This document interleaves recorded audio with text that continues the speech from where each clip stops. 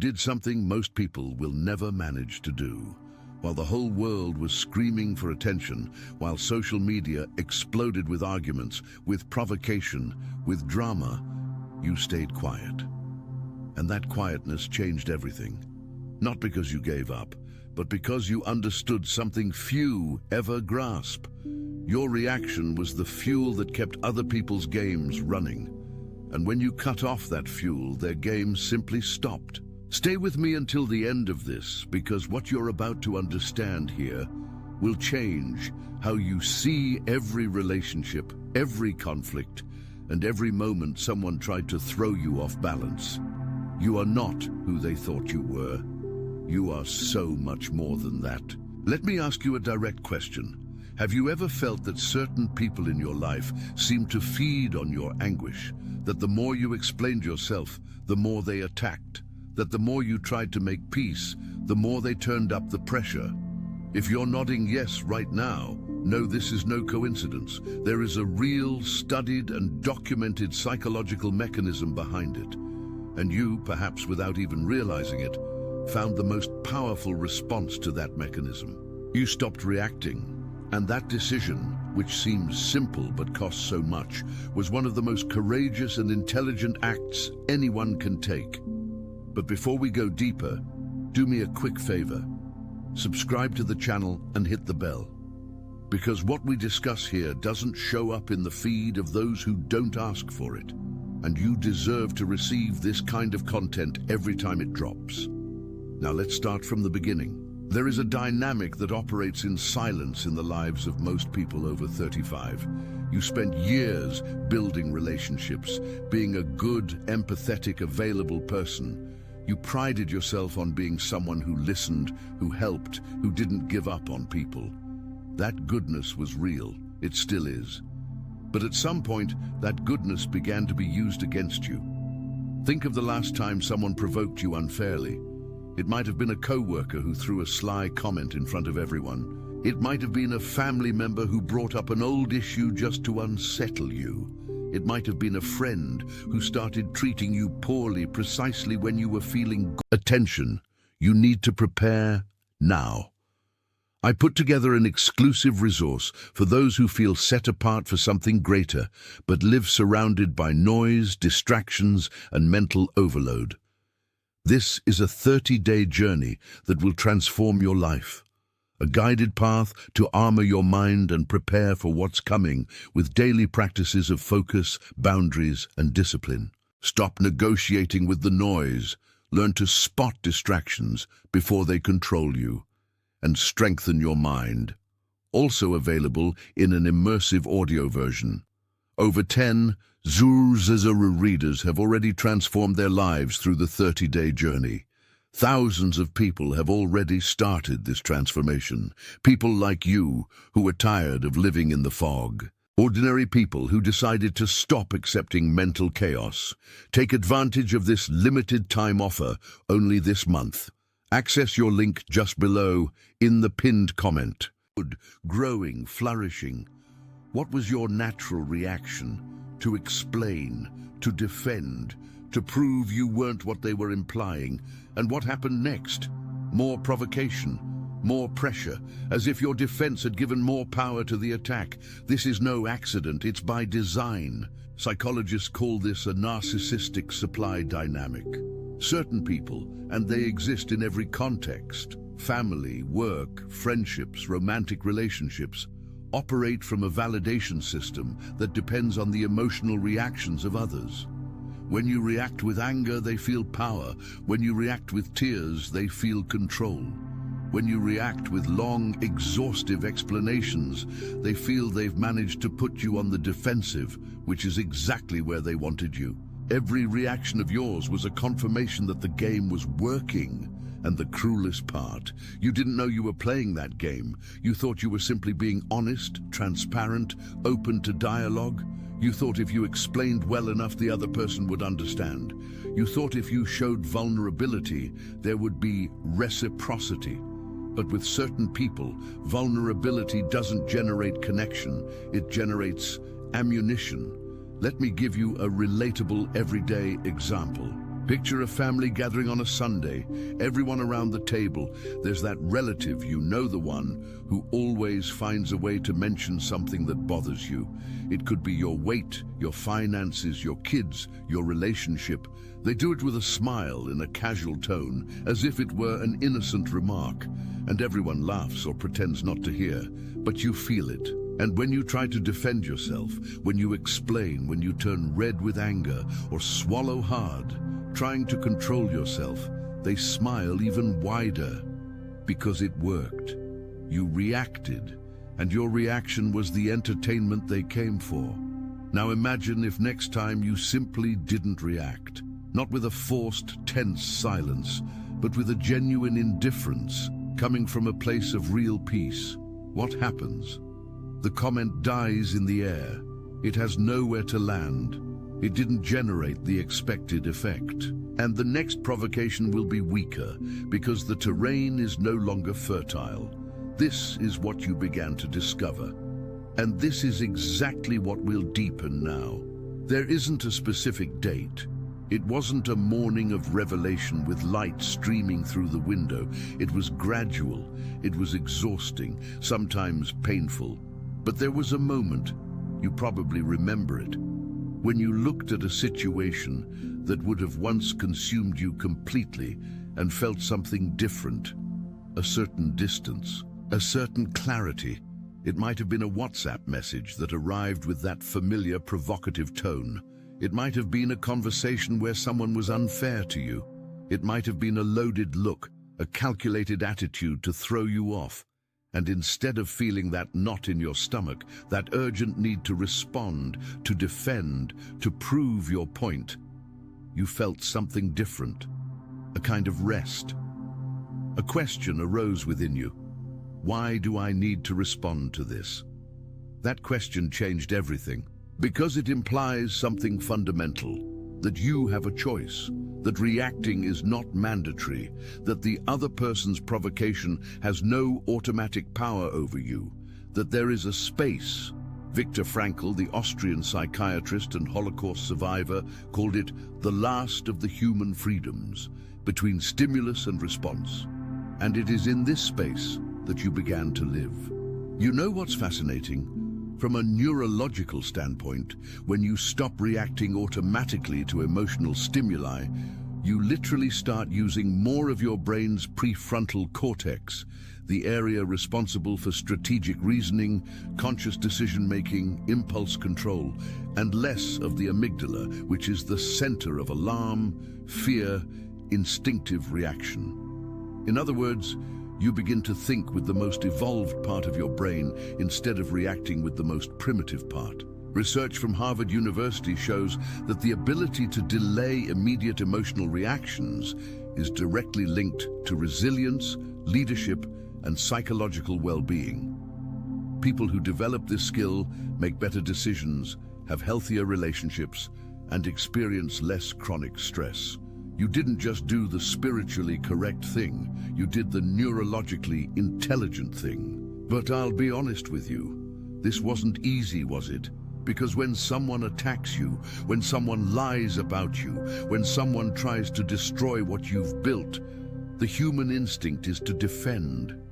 Silencing the voice inside you screaming for justice is Herculean work, and many people give up halfway because they confuse silence with submission.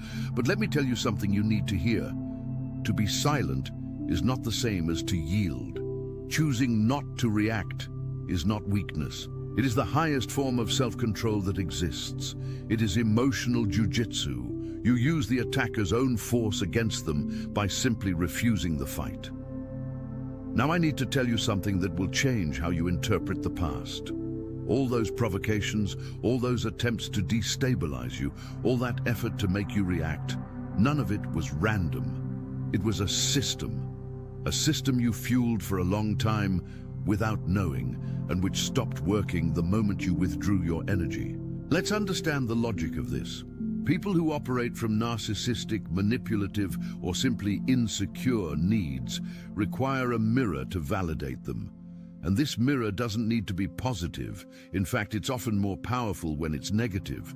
When you get irritated with them, you're saying, "You have power over me." When you cry, you're saying, "Your words affect me deeply." When you explain yourself for hours trying to be understood, you're saying, "Your opinion matters so much to me that I'm investing hours of my life in it." In all these cases, you were confirming their importance. You were the mirror that made them feel relevant, powerful, needed. Now think what happens when the mirror disappears, when you stop reflecting, when your energy stops feeding the cycle. The most common response is escalation. They increase the provocation, try new tactics, seek other angles of attack. It's like a child throwing a bigger tantrum because they see the old method isn't working anymore. Before giving up, they escalate, hoping the old reaction will return. You probably lived through this. When you started to pull back, when you started not to react, they went further. They said harsher things, acted in more extreme ways. And inside you, the voice of the old you whispered, "See, I needed to react because it's getting worse." But that was exactly the trap. The escalation wasn't proof that you should react. It was proof that your change was working. They were desperate because the fuel was running out. And you know what happens when the fuel runs out for good?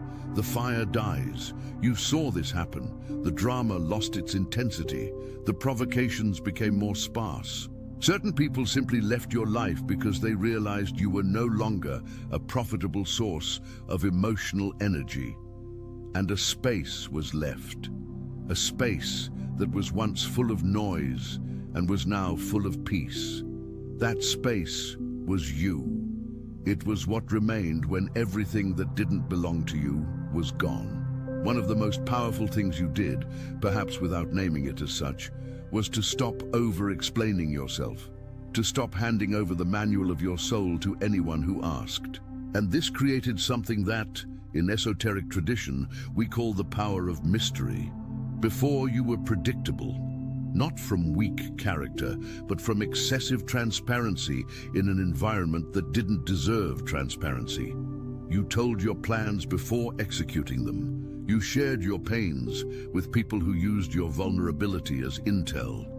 You explained yourself before anyone asked for an explanation, anticipating judgments that sometimes didn't even exist. That transparency came from a beautiful place. You believed in honesty, in genuine connection, in the idea that showing who you are creates true intimacy. And that belief is right. But it only works in fertile soil. With the right people, transparency creates depth. With the wrong people, transparency creates vulnerability that becomes a weapon. So you began, instinctively or consciously, to calibrate what you shared, and with whom. Not out of dishonesty, but out of discernment. There is a huge difference between lying and simply not revealing everything. You don't need to tell your dreams to someone who will laugh at them. You don't need to tell your pains to someone who will use them against you. You don't need to justify yourself to someone who has already decided how they'll judge you regardless of what you say. When you stopped explaining yourself compulsively, something interesting happened. People stopped being able to predict you. And when they can't predict you, they project. They imagine versions of you based on their own fears and intentions. And in these projections, you begin to see clearly who they really are. The person who projects malice where none exists is revealing that they carry malice. The person who projects arrogance where there was only self-confidence is revealing their own insecurity. The person who interprets your peace as coldness is revealing that for them, peace is something that makes no sense because they've never had it. You no longer need to defend yourself from these projections. They concern the one who makes them, not who you are. In the tradition of Eastern spiritual practices, there is a concept called Wu Wei, which in Mandarin literally means non-action or effortless action. It is not passivity. It is the art of moving with the flow of life instead of against it. It is the wisdom of knowing when the most powerful action is the absence of action. Lao Tzu in the Tao Te Ching wrote that water, of all things in the world, is the softest and most yielding, and yet in time it pierces the hardest stone, not by force, but by consistency and by nature. You became water.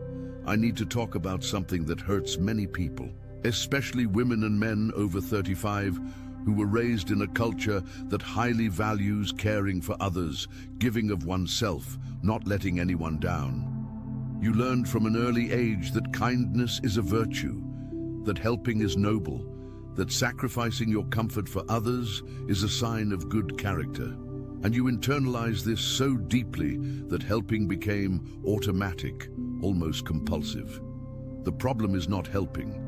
The problem is when helping becomes an unconscious currency of exchange. When you help expecting, even if you don't verbalize it, that the other person will treat you well in return, that they will value your effort, that they will recognize your kindness. And when that doesn't happen, when you give and the other keeps demanding, or worse, treats you with disregard, you become confused, hurt, exhausted. There is a pattern psychologists call emotional codependency. And it is much more common than it seems, especially in people who grew up in environments where love was conditional, where you needed to behave a certain way to receive affection, or where domestic chaos taught you to regulate the emotions of others to ensure your own safety. If you grew up in a home where you needed to be attuned to the moods of the adults around you to know if you were safe, you learned to read the emotional needs of others before you could read your own. This skill made you empathetic, perceptive, sensitive, but it also made you an easy target for people looking for someone to care for them without question. The most radical move you can make, and many of you are already making it, is to learn to distinguish between help that comes from genuine love and help that comes from fear. Help that comes from genuine love has no expectation of return. You help because you want to, because you are able, because it makes sense to you in that moment. Help that comes from fear is that which you give because you are afraid of being rejected, of being judged, of losing someone's approval. The first type of help enriches you, the second drains you. And when you start giving only the first type, something paradoxical happens. You start helping fewer people, but in a more genuine way. And the people who remain around you are those who truly value what you offer. Not because they need to use you, but because they benefit from your presence in a mutual and real way. Have you ever been in a situation where you wanted to send a long voice message or a huge text explaining everything, listing the injustices, presenting the evidence, proving you were right? Maybe you've done that a few times, and then felt empty. Not because the message was wrong, but because you realized it changed nothing. The person who needed to understand didn't, or pretended not to, or used what you wrote against you. The silent exit is different. It is not the angry silence of someone who is seething inside, but pretending not to be. It is the silence of someone who has genuinely reached the conclusion that this relationship, this situation, this cycle no longer deserves your energy. You simply stop showing up. You stop responding with the same urgency. You stop making yourself emotionally available. And this silence speaks louder than any speech because it communicates one thing no words can: that you have found yourself, that you have more important things to do with your life than maintain a cycle that doesn't serve you. In spiritual traditions, this movement has a name: detachment. But detachment is often misunderstood. People think detachment is coldness, indifference, feeling nothing. But it's not that. Detachment is the ability to love without needing to control, to care without needing the other to be different than they are, to choose your peace without depending on the other's change, to have that peace. Attachment causes suffering not because you love too much, but because you condition your well-being on another person's behavior. When you detach, you return to the other the responsibility for their own behavior and reclaim responsibility for your own internal state. And that, my friends, is freedom. There is a phrase from the Stoic philosopher Marcus Aurelius I want to bring to you. You have power over your mind, not over external events. Realize this, and you will find strength. Marcus Aurelius was the emperor of Rome, the most powerful person in the Western world of his time, and yet he dedicated hours each day to cultivating his inner world, because he understood that the only true dominion any human has is internal. You began to discover this in practice. Your inner world, your thoughts, your beliefs, your values, your dreams, your way of processing reality, is the only territory that truly belongs to you. And for a long time, you left this territory open, without a gate, without a fence, without any curation over who entered. Anyone with an opinion about you had access. Any criticism, even from someone who didn't know you well, had the power to shake your self-esteem. Any external conflict found immediate resonance within you because you hadn't created the habit of filtering what came in. Building protection for your inner world is not narcissism. It is spiritual hygiene. In the wisdom of many spiritual paths, there is the concept of energetic protection, a set of rituals and practices aimed at protecting the individual from negative energies, from ill intentions, from influences that can weaken the spirit. Regardless of your specific spiritual tradition, the wisdom behind this is universal. You need to create active protections for what inhabits you. In a practical context, this means a few concrete things. First, tend to your mental conversations. Most of our suffering comes not from what happens to us, but from the stories we tell ourselves about what happens. When someone acts poorly toward you and you spend days ruminating on it, you are letting that person live rent-free in your head, occupying space that could be used to create, dream, plan. Noticing when you are ruminating and consciously redirecting your attention is an act of protecting your inner world. Second, be discerning about who has access to your vision of the future. Your plans, your dreams, your projects in development are like seeds. Seeds need time protected in the soil before they emerge strong enough to face the wind. When you share a seed too soon with someone who will step on it, whether out of skepticism, envy, or simple indifference, you are exposing what is still fragile. Third, practice intentional silence regularly. I'm not just talking about external silence. I mean moments where you turn off the external noise, social media, news, unnecessary conversations, and become present with yourself. This habit, which could be a walk without headphones, a morning without checking your phone, a 10-minute meditation, develops what mystics call the inner witness. You begin to observe yourself from the outside, to notice your patterns, to perceive when you are reacting automatically versus when you are consciously choosing. And it is in this space of observation that true transformation happens. I want to give you something concrete here. Because many people going through this transformation process are left in doubt. Am I on the right path? Is what I'm feeling growth or just emotional numbness? There are clear signs that you are genuinely transforming and not just dissociating or running away. You react less, but you feel more. This may seem contradictory, but it's not. When you were in the reactive cycle, emotions were intense but superficial, instant anger, constant anxiety, unresolved hurt. Now you may feel deep sadness over a loss, intense gratitude for an achievement, full love for those you love, but without the urgency to externalize everything immediately.